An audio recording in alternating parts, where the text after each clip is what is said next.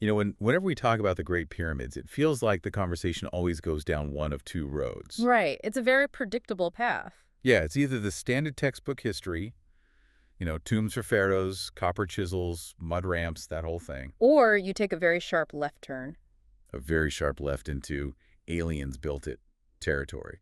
And there's not much room in between. Exactly. You either accept the mainstream view or you're, wearing a tinfoil hat. But what if there's a third option? What if the most incredible thing about the pyramids isn't the millions of tons of stone pointing up at the sky, but what's buried over a kilometer beneath the sand? Now that's a paradigm shift. And what if the evidence for that isn't some ancient myth, but hard military-grade satellite data? And that is the absolute pivot point for this deep dive. We're looking at a huge stack of research from a man named Filippo Biondi. And we should be clear, he's not an archaeologist. Oh, not at all. He doesn't dig in the dirt with a trowel. He's a telecommunications engineer. His background is in signal processing radar systems for the Italian military. A serious tech guy. Very serious.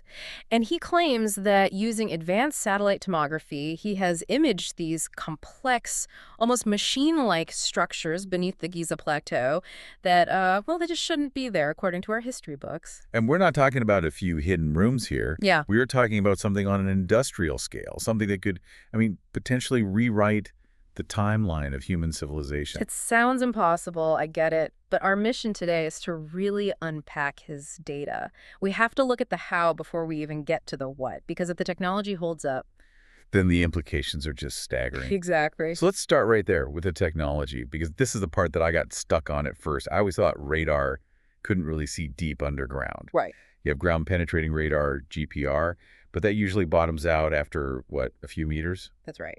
Traditional GPR sends a radio wave down, it hits something, it bounces back. It's great for finding a pipe under your driveway, but it can't see a kilometer into the Earth's crust. The signal just gets absorbed. Okay, so how is Biondi seeing 1,000 meters down from a satellite orbiting 600 kilometers up in space? That seems completely backwards. It does, until you realize he isn't trying to penetrate the ground. He's using a technique called radio tomography, but he's leveraging this specific physical phenomenon called evanescent waves. Okay, evanescent waves. Yeah. You're going to have to unpack that one for me. Think of it like a drum skin.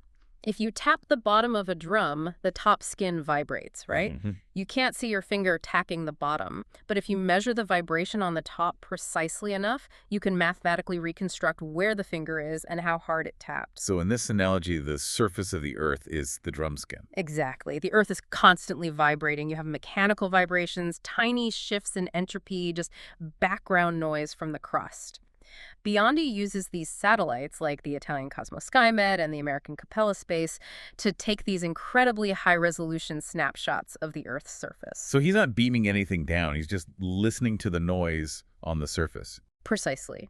He uses Doppler frequency processing, the same physics that makes a siren change pitch as an ambulance passes you, to analyze these microvibrations. And by processing that entropy, his algorithms can create a 3D image of the structures causing those vibrations deep underground. So he's reverse engineering an underground map based on how the surface is shivering. That is a perfect way to put it. He isn't looking through the Earth, he's looking at how the Earth moves in response to what's inside it. But that still sounds, it sounds a bit theoretical. I listened to the dirt and I found a lost city.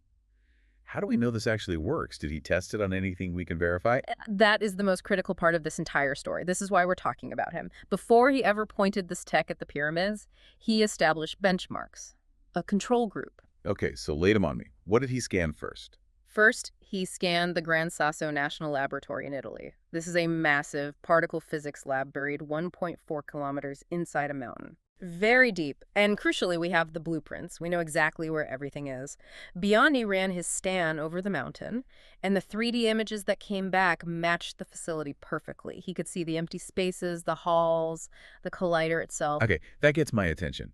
If you can spot a particle collider hidden inside a mountain from space, that validates the method. That's not just random noise. And he didn't stop there. He mapped a railway tunnel buried 2 kilometers deep in the Alps. He also scanned the Mosul Dam in Iraq. The dam. Why a dam? structural integrity. He was able to detect the internal turbines from orbits. The logic is, if the tech can find a turbine in a dam and a collider in a mountain, then whatever it's seeing under Egypt Is really there. it's really there. It removes the glitch argument. Yeah. So let's go to Giza. He turns these satellites on the plateau. Was this a one-time scan, like maybe a weird cloud passed over that day? No, he ran over 200 scans. He used different satellites from Italy and the US to make sure it wasn't a sensor error on one particular satellite, and the results were uniform. Every single time he saw the same thing. All right. So what did he find? You said tip of the iceberg. He found massive vertical columns, and these are not natural geological formations. The data shows these structures under all three pyramids, Khufu, Khafre, and Menkaure, and the Sphinx. Give me a sense of scale. How big are we talking? These columns are about 20 meters in diameter, 20 meters. That's 65 feet wide. That's wider than a 4-lane highway. going straight down. How far down? They penetrate from about 600 meters down to 1.2 kilometers into the bedrock. But it's the shape that makes them so strange. They aren't solid cylinders. Okay, so what are they? Biondi's data shows them having a distinct spiral or coil nature. Coils? You mean like a spring or a screw thread? Think more like an electrical coil. A regular repeating pattern spiraling down into the earth for a kilometer. Geologically, that just doesn't happen. No, nature doesn't really do perfect spirals made of stone. And at the bottom of these massive shafts, they terminate into chambers. He said massive. How big? Roughly 80 meters by 80 meters by 80 meters. Whoa. Yeah. 80 meters. That's basically a football field, a cubic football field. A cubic football field buried a kilometer underground. And they're not isolated. The data shows horizontal corridors, about 3 meters high, 9 feet tall, connecting them. It's a grid, a network linking the pyramids to the Sphinx deep in the bedrock. This just completely changes how you look at the Giza Plateau. We stand there and look at the Great Pyramid and think, wow, that's big. But you're telling me the pyramid might just be the capstone? Mm-hmm.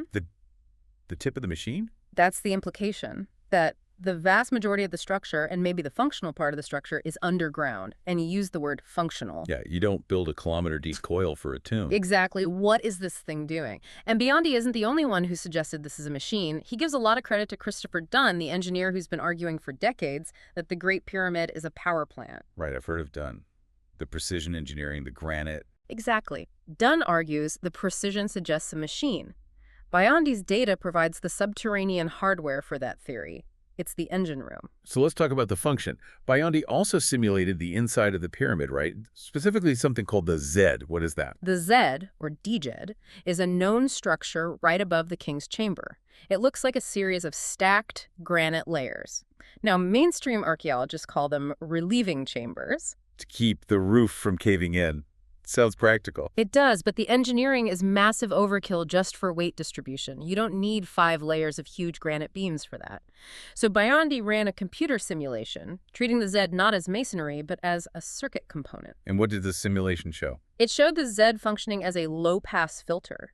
In signal processing, a low-pass filter lets deep, low frequencies pass through while blocking out high-pitched noise. It stabilizes a frequency. So the pyramid is filtering vibration. That's the theory. Biondi proposes the top of the pyramid acts as an antenna. It catches vibrations from the wind, the Earth's own resonance, you name it.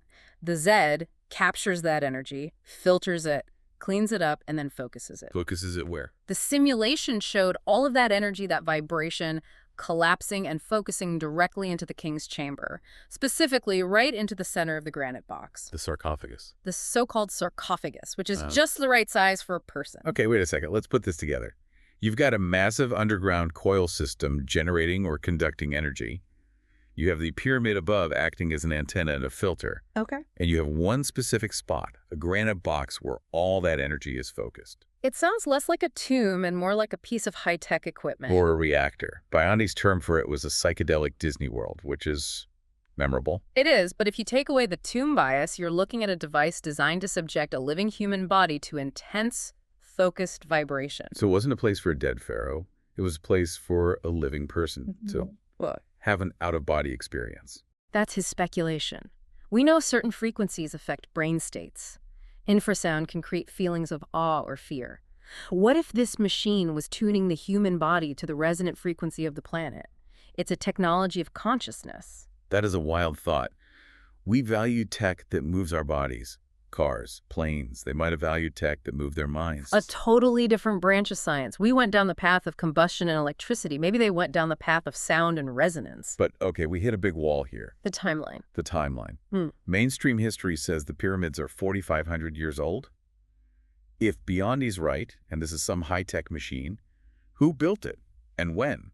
Because the Egyptians in 2500 BC were incredible, but did they have the physics for this? Biondi challenges that date aggressively. And he brings some physical evidence to the table. He actually went to the pyramids himself. Yeah. And he tasted the salt on the walls of the internal chambers. He licked the pyramid. He literally licked the walls.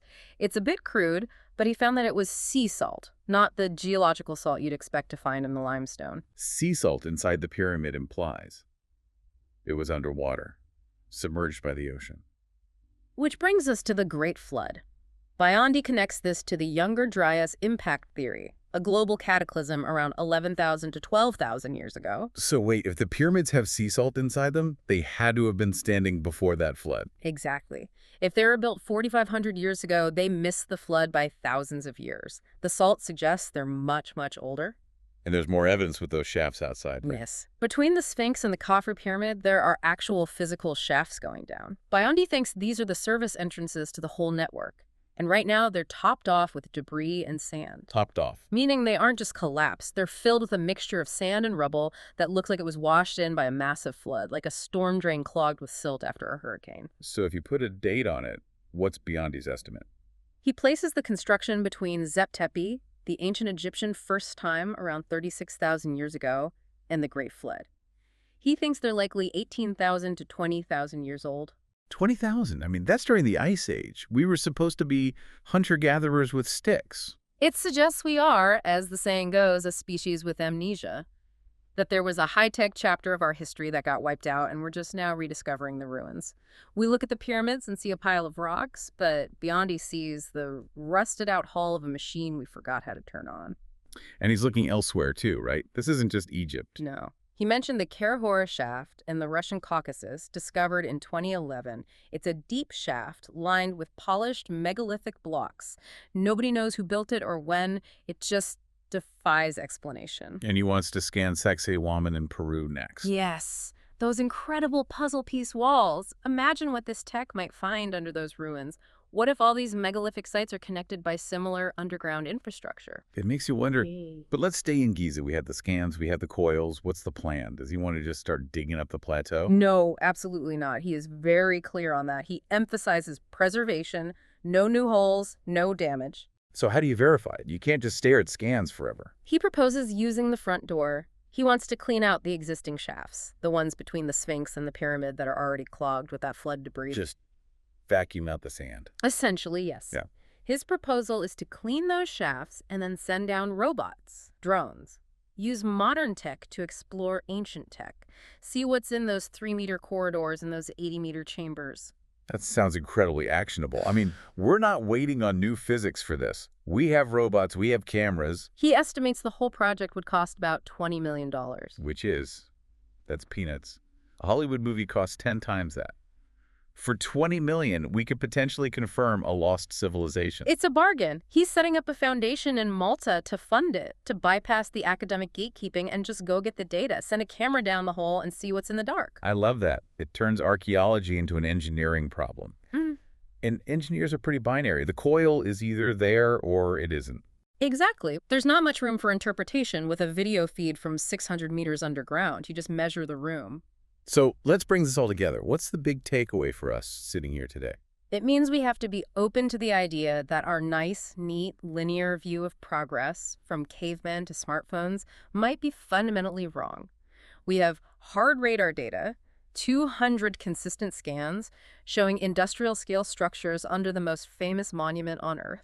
Built by a people who understood physics and vibration in a way we're only just starting to simulate on supercomputers. And who use that knowledge, possibly, to manipulate human consciousness. That's the part that really sticks with me. Me too. I keep coming back to that granite box, the sarcophagus. If Biondi is right, the most massive stone monument on our planet was essentially built as a sensory deprivation tank, a frequency machine for the soul. It just forces you to ask, what do they know that we've forgotten? Yeah. And what would happen if we figured out how to turn it back on? Or at least, what would happen if we just stopped looking at the surface and started looking deeper? The data is there. We just need to go down and look. Well, I for one hope he gets his robots down that shaft. I want to see what's in that chamber. I think we all do. And that's it for this deep dive. Stay curious, everyone. There's a whole lot more history buried down there than we thought. Thanks for listening.